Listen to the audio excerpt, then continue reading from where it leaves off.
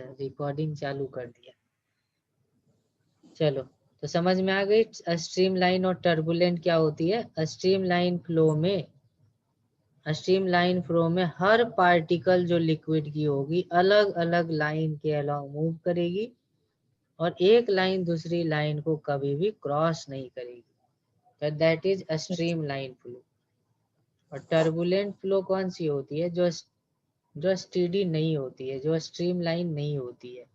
इसमें क्या होगी, एक लाइन ऐसे जा रही है तो दूसरी लाइन ऐसे जा रही है, एक दूसरे को क्रॉस करके चलेगी। तो इसी को डिफाइन करने के लिए ना एक डायमेंशनलेस नंबर अज्यूम करी गई है, एक डायमेंशनलेस नंबर अज्यूम करी गई है जिसको हम लोग बोलते हैं रेनॉल्ड्स नंबर। क्या बोलते हैं, रेनॉल्ड्स नंबर बोलते हैं, डिनोट करते हैं आर से। और ये रेनॉल्ड्स नंबर क्या है, अगर फ्लो हो रही हो वाटर की या लिक्विड की, तो रेनॉल्ड्स नंबर की वैल्यू जब 2000 से कम होती है, रेनॉल्ड्स नंबर की वैल्यू जब 2000 से कम होती है, तो तब उस समय फ्लो को बोली जाती है कि फ्लो इज स्टेडी फ्लो या फ्लो इज स्ट्रीम लाइन। इस फ्लो को क्या बोली जाती है, stream line. Stream line flow कब होगी, जब रेनॉल्ड्स नंबर होगी 2000 से कम, और जब रेनॉल्ड्स नंबर 3000 से ज्यादा होगी, रेनॉल्ड्स नंबर 3000 से ज्यादा होगी, 3000 से ग्रेटर होगी, तो इस फ्लो को बोली जाती है फ्लो इज टर्बुलेंट। इस फ्लो को क्या बोली जाती है, टर्बुलेंट फ्लो बोली जाती है। और इसके बीच में क्या होगा, 2000 और 3000 के बीच में जब रेनॉल्ड्स नंबर की वैल्यू 2000 से 3000 के बीच में होती है, तो इस फ्लो को बोली जाती है फ्लो इन ट्रांजिशन स्टेट। क्या बोली जाती है, ट्रांजिशन स्टेट बोली जाती है। इस स्टेट में ना फ्लो स्टेडी से टर्बुलेंट की ओर चेंज हो रही होती है, स्टेडी से टर्बुलेंट की ओर, है ना, चेंज होने की टेंडेंसी में होती है, चेंज होने की टेंडेंसी में आने लगती है, आने लगती है। ठीक है, तो बेसिकली आपको समझना है कि रेनॉल्ड्स नंबर जब 2000 से कम होगी तो स्टेडी होगी और 3000 से ज़्यादा होगी तो टर्बुलेंट होगी। अब ये रेनॉल्ड्स नंबर है क्या, तो मैथमेटिकली रेनॉल्ड्स नंबर को ऐसे लिखी जाती है। मैथमेटिकली रेनॉल्ड्स नंबर जो होती है ना वो डिपेंड करती है लिक्विड के डेंसिटी पे, कितने स्पीड से फ्लो कर रही है उस पे, है ना, जिस ट्यूब में फ्लो हो रही है उस ट्यूब की डायमीटर कितनी है, और जो लिक्विड फ्लो हो रही है उसकी विस्कोसिटी कितनी है। इन 4 फैक्टर पे रेनॉल्ड्स नंबर डिपेंड करता है। B4 क्या है सर इसमें? इसमें रो क्या है, rho is the density of liquid, rho is the density of liquid. V क्या है, V is the speed of liquid. और D क्या है, लिक्विड फ्लो होगी, हवा में तो फ्लो नहीं होगी, है ना, किसी ट्यूब से ही ना फ्लो करेंगे। तो ये डायामीटर है ट्यूब की, diameter, diameter of tube in which liquid is flowing, in which liquid is flowing, in which liquid is flowing। और ईटा क्या है, ईटा है कोफिशिएंट ऑफ विस्कोसिटी। ईटा क्या है, कोफिशिएंट ऑफ विस्कोसिटी। इसकी वैल्यू हमेशा दी जाती रहेगी, दी जाती रहेगी, गिवन रहेगी क्वेश्चन में। आपको क्या करने हैं, केवल वैल्यूज को रख करके देख लेना है कि रेनॉल्ड्स नंबर 2000 से कम है या ज्यादा है। तो ये होती है रेनॉल्ड्स नंबर। और ये जो रेनॉल्ड्स नंबर होती है वो यूनिटलेस होती है, डायमेंशन लेस होती है। क्या होती है? Unitless and dimension dimension. Less होती है, ये होती है। तो इस पे ध्यान रखें। एक और लॉ है हमारे पास जिसको मैं पिछले क्लास में स्टार्ट करने वाला था, that is known as Poiseuille law. Poiseuille law, ये पॉइजले लॉ क्या है? पॉइजले कहता है कि मान लो किसी ट्यूब में हमें किसी वाटर को फ्लो करना है, और मान लो ये ट्यूब रफ है, ट्यूब में ना, ट्यूब रफ है, फ्रिक्शन है इसके साथ, तो क्या होगी? जो लिक्विड इसके नजदीक होगी वो तो रुकी हुई रहेगी। अगर आप यहाँ पे डायग्राम देखो तो बीच वाला लिक्विड ज्यादा तेज चल रहा होगा, जैसे जैसे अंदर जाएंगे ऊपर तो वो वाली थोड़ी स्लो चल रही होगी, और वॉल के पास तो एकदम रुक गई होगी, रेस्ट में आ गई होगी लिक्विड। फिर मिडिल पॉइंट से नीचे आएंगे तो फिर स्पीड कम रही होगी। तो इस तरीके की फ्लो होती है विस्कस, जहाँ पे लिक्विड फ्लो कर रही होती है रफ ट्यूब में। लिक्विड या वाटर, जो भी बोलो, वाटर या liquid flowing in rough tube, है ना, रफ ट्यूब।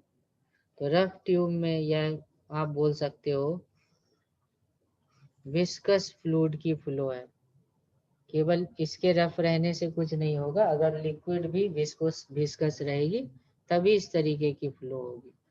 तो वाटर और liquid flowing in rough tube, that is also viscous. Liquid कैसी है? लिक्विड विस्कस है और ट्यूब रफ है।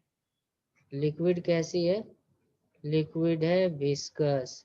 विस्कस का मतलब जब एक लेयर फ्लो करती है तो दूसरा लेयर उसको रोकता है। और ट्यूब कैसी है? ट्यूब है रफ। तो जब ये दोनों चीजें होती है तो हमें क्या करना पड़ता है? लिक्विड को फ्लो करने के लिए प्रेशर देना पड़ता है। इधर से ज्यादा प्रेशर दिया, इधर मान लो कुछ भी है प्रेशर जिसके कारण बना P2, तो P1 माइनस P2 एक प्रेशर डिफरेंस ट्यूब में लगाते हैं, तब जाके पानी की इधर फ्लो होती है। कितनी फ्लो होती है, किस रेट से फ्लो होती है? तो ये लॉ उसी के बारे में एक्सप्लेन करता है। कहता है कि जो रेट ऑफ फ्लो होगी वो आ जाएगी प्रेशर की डिफरेंस। रेट ऑफ फ्लो किस पे डिपेंड करेगी? तो ये लॉ कहता है कि जो रेट ऑफ फ्लो होगी वो प्रेशर डिफरेंस के प्रोपोर्शनल होगी। यानी जितना ज्यादा प्रेशर डिफरेंस आप रखोगे उतनी फास्ट फ्लो होगी लिक्विड। और किन चीजों पे डिपेंड करेगा? रेडियस पे डिपेंड करता है, इसके रेडियस पे। रेडियस आप जितना ज्यादा रखेंगे ट्यूब का उतनी आसानी से फ्लो होगी, और इस रेडियस के पावर 4 पे डिपेंड करता है एक्सपेरिमेंटली। और विस्कोसिटी जितनी कम होगी उतनी आसानी से फ्लो करेगा, और लेंथ जितनी कम होगी एनर्जी लॉस उतना कम होगा और आसानी से फ्लो होगी। तो इन 4 फैक्टर पे डिपेंड करता है रेट ऑफ फ्लो। तो ओवरऑल रेट ऑफ फ्लो क्या आ जाती है? ओवरऑल रेट ऑफ फ्लो किस पे डिपेंड करती है? प्रेशर डिफरेंस पे, रेडियस के पावर 4 पे, कोफिशिएंट ऑफ विस्कोसिटी पे, और लेंथ ऑफ द ट्यूब पे। इन 4 फैक्टर पे डिपेंड करती है। रेट ऑफ फ्लो का मतलब हो गया कि वॉल्यूम पर सेकेंड, वॉल्यूम पर सेकेंड, हर एक सेकेंड कितनी लीटर पानी बह रही है, that is called rate of flow. यानी ये V/T है। Rate of flow means, rate of flow means volume divided by time, इसी को हम लोग बोलते हैं रेट ऑफ फ्लो। अब देखो प्रोपोर्शनलिटी साइन को हटाएंगे तो एक कांस्टेंट देंगे कि नहीं? तो यहाँ पे कांस्टेंट होती है π/8। कांस्टेंट ना हमेशा एक्सपेरिमेंट से निकाली जाती है। तो कांस्टेंट की वैल्यू कितनी होती है? π/8। P1 माइनस P2 रेडियस का पावर 4 ईटा इंटू एल। तो ये फॉर्मूला आ जाती है रेट ऑफ फ्लो की। क्या फॉर्मूला आती है?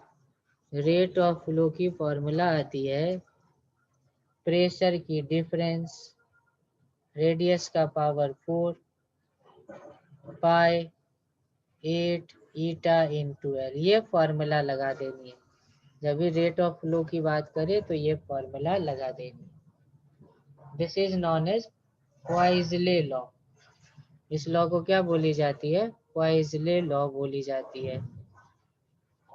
पॉइजले लॉ बोली जाती है इस लॉ को। समझ में आ गया क्या पॉइजले लॉ? पॉइजले लॉ क्या है?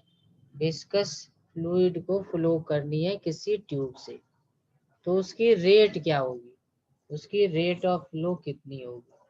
तो दिस एक्सप्लेन द कौन से फैक्टर पे डिपेंड कर रहा है? देखो, प्रेशर डिफरेंस पे, रेडियस के पावर 4 पे, ईटा और एल पे, इन सारे फैक्टर्स पे डिपेंड करता है। इस पे एक क्वेश्चन दे रहा हूँ, सॉल्व करो। क्वेश्चन क्या है? देखो, क्वेश्चन ये है कि मान लो एक कंटेनर है और कंटेनर में हमने यहाँ एक होल बनाया और एक यहाँ पे ट्यूब लगा दिया। क्या लगा दिया? ट्यूब लगा दिया।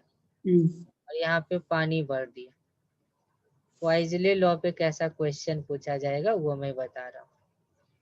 ये वाली ट्यूब की लेंथ दी गई है एल। इस ट्यूब की रेडियस कुछ तो होगी, आर होगी। बाहर से देखो एटमॉस्फेयर का प्रेशर होगा, नहीं, हवा प्रेशर डालेगी। और यहाँ पे अंदर से कौन सा प्रेशर होगा? एक तो यहाँ पे एटमॉस्फेयर का प्रेशर लग रहा और नीचे हाइट पे आना है, तो अंदर का प्रेशर हो जाएगा P0 प्लस रो GH। होगी कि नहीं होगी? तो यही हमारा हो गया P1 और ये हो गया हमारा P2। क्वेश्चन में क्या बोलेगा? क्वेश्चन में बोलेगा कि find rate of flow. Rate of flow बताओ कितनी होगी, तो बताना होगा rate of flow. Rate of flow के लिए फॉर्मूला हमारे पास है। क्या फॉर्मूला है रेट ऑफ फ्लो की? रेट ऑफ फ्लो की फॉर्मूला है, कौन सी फॉर्मूला है?